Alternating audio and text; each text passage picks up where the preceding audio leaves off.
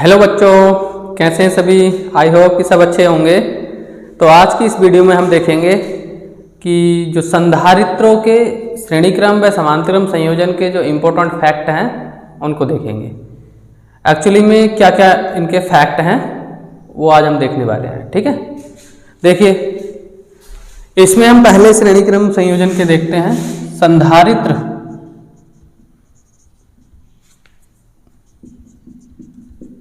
के श्रेणीक्रम संयोजन,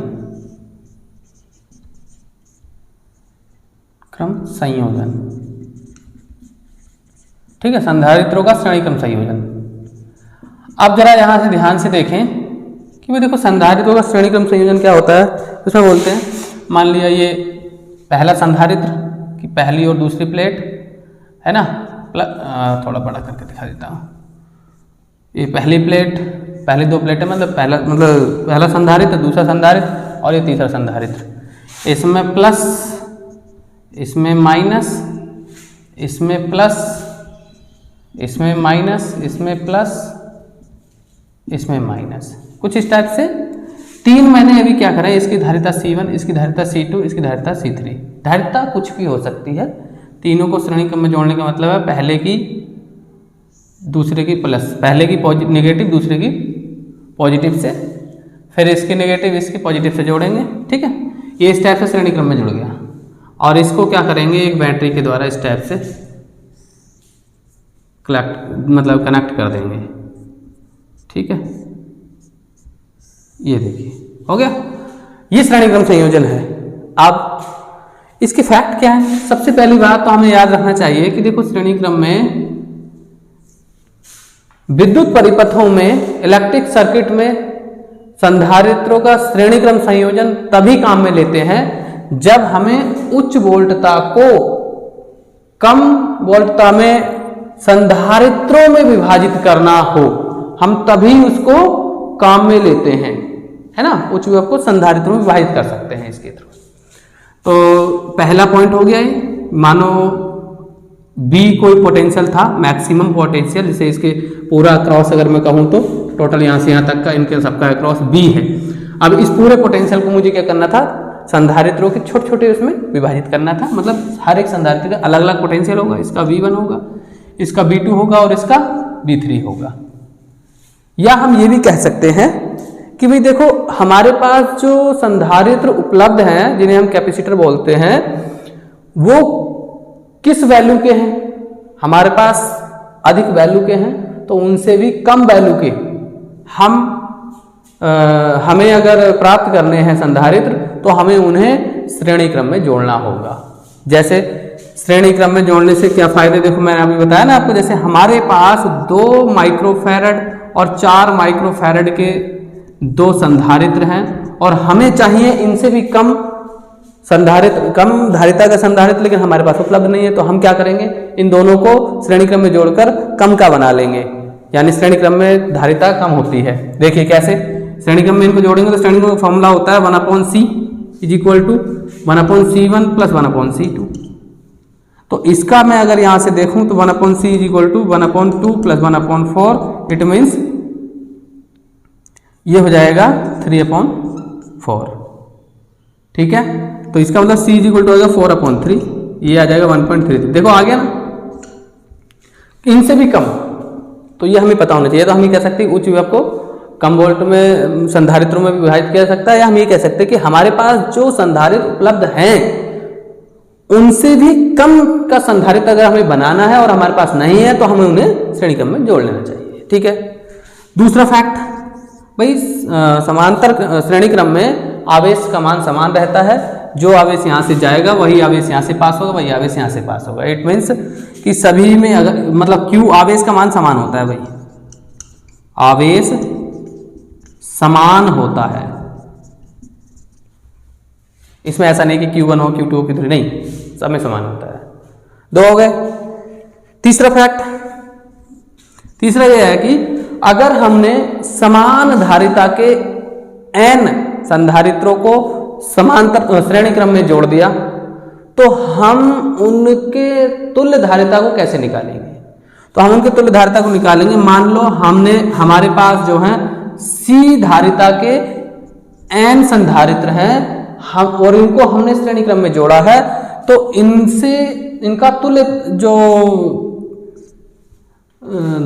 तुल्य संधारिता आएगी वो कैसे निकलेगी? वो एक कह सकते हैं कि उसमें से एक संधारित्र की धारिता तथा उन संधारित्रों की संख्या का अनुपात होता है तुल्य धारिता। आप ऐसे निकाल सकते हैं, बहुत इजी पड़ेगा। ठीक है, नेक्स्ट चौथा ये पॉइंट है कि हमारे पास दो प्लेटें हैं इस टाइप से, एक कोई संधारित्र है और इसमें क्या है, यहां हमारे पास यहाँ ये ए बोल दिया मैंने प्लेट को, ये बोल दिया बी। ठीक, और इन दोनों के जो बीच की डिस्टेंस है वो क्या है, डी। अब इसमें अलग अलग मोटाई के क्या कर दिए गए भाई, चलो मैं बीच में एक दो मतलब ये वाला अलग अलग परावर्तनांक भर दिया मैंने, टी मोटाई का भरा है T1 और इसको मैंने भर दिया T2 मोटाई का। अब इसकी सहायता कैसे निकलेगी? अगर मान लो ये ना होता, बीच में कुछ भी ना होता और सिंपल दो प्लेटें होती इस टाइप से, तो हम कह सकते थे निर्वात होता, तो C equal epsilon not A upon D, यदि हम मान के चलते कि उनकी प्लेटों का क्षेत्रफल A है और उनके बीच की प्लेटों के बीच की दूरी D है। तो अब इस स्थिति में कैसे करेंगे? तो इस स्थिति में बच्चों ऐसे निकलेगा, देखिए जैसे पहला ये हो गया, इसको T1 मोटाई का कहेंगे और दूसरा वाला ये हो गया, ये T2 मोटाई का हो गया। इस प्रकार से आप उसको श्रेणी क्रम में, अब ये T2 मोटाई का हो गया, अब आप निकाल सकते हैं, है ना, सीरीज में जुड़े हैं ना, ये सीरीज में जुड़ा है इस टाइप से, मान लो ये लो, मैंने तो जोड़ के दिखा दिया, यहाँ इन्होंने ऐसे दिखाया है, आप इसको सीरीज में ऐसे बना सकते हैं। पहले वाली पट्टी की मोटाई बना लेंगे T1, दूसरे की बना लेंगे, है ना। अब इसको अगर हम निकालेंगे फॉर्मूले वाइज निकालेंगे तो क्या निकालेंगे, देखो C1 को निकालूं तो क्या आएगा, एप्सिलॉन नॉट के इसका परावर्तनांक K1 मान के चले हैं, इसका परावर्तनांक K2 मान के चले हैं, तो यहाँ पहला आएगा K1 और epsilon not K1 A upon D और दूसरा आएगा C2 is equal to epsilon naught K2 A upon D। अब हमें निकालना है, हमें तो धारिता निकालनी है, तो धारिता का फॉर्मूला तो ये है ना, हमने पढ़ा है, होता है नहीं, तो हम इसी टाइप से निकालेंगे ना उसे, ऐसे थोड़ी ना आ जाएगा ये कोई श्रेणी क्रम, ये तो अलग अलग बता दिए कि भाई इसकी धारिता ये होगी तो इसकी धारिता ये होगी। अब आप इसको इस टाइप से रखेंगे कि 1/C is equal to 1/C1 C2 कर दिया, तो यहाँ से इसकी वैल्यू रखेंगे, यहाँ से epsilon not K1 A upon D plus, ओहो D नहीं आएगा, सॉरी T1 आएगा और T2 आएगा, समझ में आया? अरे वो उसके अलग अलग मोटाई दे रखी है ना, सॉरी यार गलती हो गई। यहाँ से आप देखेंगे plus one by epsilon not K2 epsilon not A upon T2, है ना, ये ऊपर चला जाएगा, it means 1/C is equal to T1 upon epsilon not K1 A plus T2 upon K2 epsilon not A। जो इसमें से कॉमन लेने वाली चीज़ कॉमन ले लो, 1/C is equal to, common लेने वाली चीज़ आ जाएगी 1/एप्सिलॉन नॉट A, ये कॉमन आ गया, बचा क्या, यहाँ से बचेगा T upon K1 plus T2 upon K2, ये यहाँ से निकाल सकते हैं। अब इसका उल्टा करेंगे तो उसका भी उल्टा हो जाएगा, क्लियर, इस टाइप से निकलती है। अब आप समझ गए होंगे यहाँ पर। अब देखते हैं समांतर क्रम संयोजन, है ना, अरे इसका उल्टा कर लेना यार, मिल जाएगा, देखो इसका उल्टा C इज इक्वल टू होगा तो ये नीचे वाला टर्म ऊपर पहुंच जाएगा, है ना, अभी तो ये ऊपर है तो इसको कर लेंगे एप्सिलॉन नॉट A ओवर इस टाइप से T1 upon K1 plus T2 upon K2, ये मिल जाएगा, ठीक है, इस टाइप से निकाल सकते हैं आसानी से, जितने होंगे उतने जोड़ दो उसमें। अब देखते हैं समांतर क्रम संयोजन के फैक्ट। तो समांतर क्रम संयोजन में क्या होगा, उनके सिरे सबके एक जगह रहते हैं, टर्मिनल एक जगह रहते हैं, तो उसमें भी हम ये उसमें क्या कहते हैं कि भाई हमें साधारण विभव पर बहुत अधिक यानी बहुत अधिक आवेश की मात्रा की आवश्यकता हो इकट्ठा करने की, संचित करने की, तब कर सकते हैं समांतर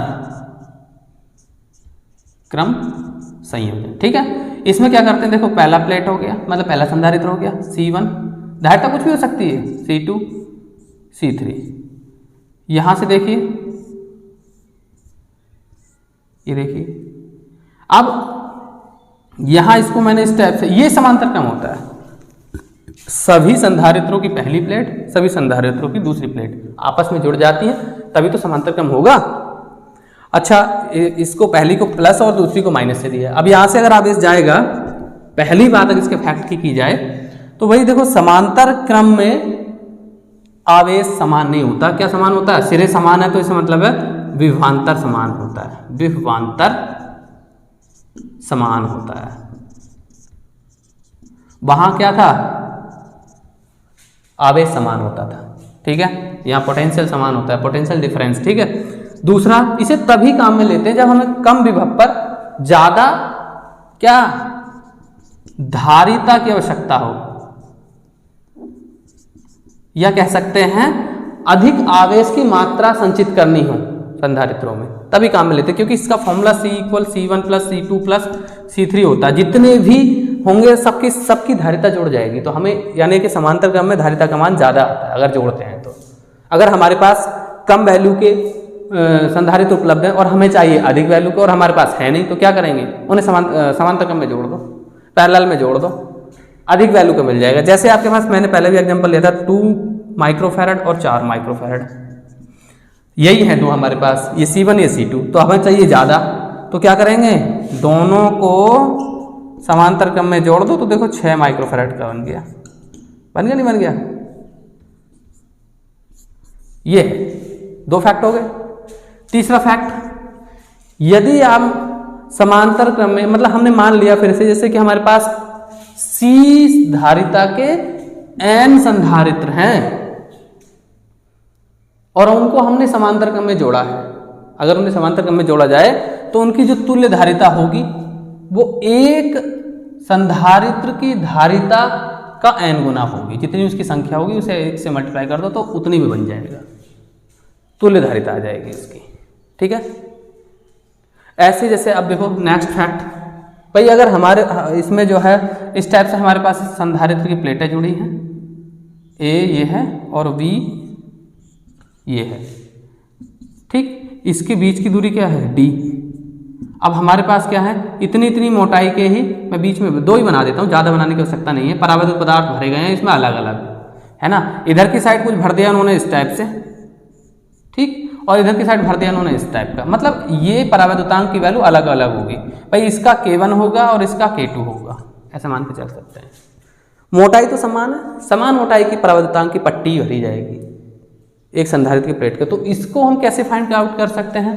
तो इसके फाइंड आउट के लिए हम क्या करेंगे कि देखो, इसको हम ऐसे कर सकते हैं कि एक तो हमारा ये हो गया और एक हमारा ये हो गया। इसको हम इस टाइप से दिखा देंगे, मोटाई दोनों की समान होगी, इसको हम ऐसा दिखा देंगे। बस बात यह है कि इसकी जो होगी K2 होगी, K1 होगी और इसकी K2 होगी। क्या है? परावैद्युतांक की वैल्यू है ना। तो ये जो है इस टाइप से समांतर क्रम में जोड़ सकते हो आप। यहाँ पर आप देखेंगे कि भाई C अगर इसका निकालें तो इसका C अगर वैसे C1 और C2 करके निकालेंगे, पहले इस वाले का फिर इस वाले का। इसका निकालेंगे C1 इक्वल क्या करेंगे, आएगा K1 ε0 A/D, फिर आएगा C2 वाला क्या आएगा K2 ε0 A/D। A क्या है? A मतलब इन प्लेटों का क्षेत्रफल माना है, वो समान रूप से मान के चलेंगे हम प्लेटों का क्षेत्रफल। अब सीधा सिंपल ही रूप से अगर C निकालोगे, इसका क्या निकलेगा भाई? दोनों जुड़ जाएंगे, K1 ε0 A/D plus K2 ε0 A/D। इन दोनों में से कॉमन ले लो तो C = आया ε0 A/D ब्रैकेट में K1 प्लस K2। ये आसान था तरीका। इस टाइप से हम समांतर क्रम में क्वेश्चन को सॉल्व करते हैं। ऐसे प्लेटों के क्वेश्चंस भी हैं, इसके बहुत सारे क्वेश्चंस हैं, तो आप इजीली क्वेश्चन को सॉल्व कर सकते हैं। ठीक है, ये था आज के लिए इतना ही, और मिलते हैं नेक्स्ट दूसरी वीडियो में। Thanks for watching.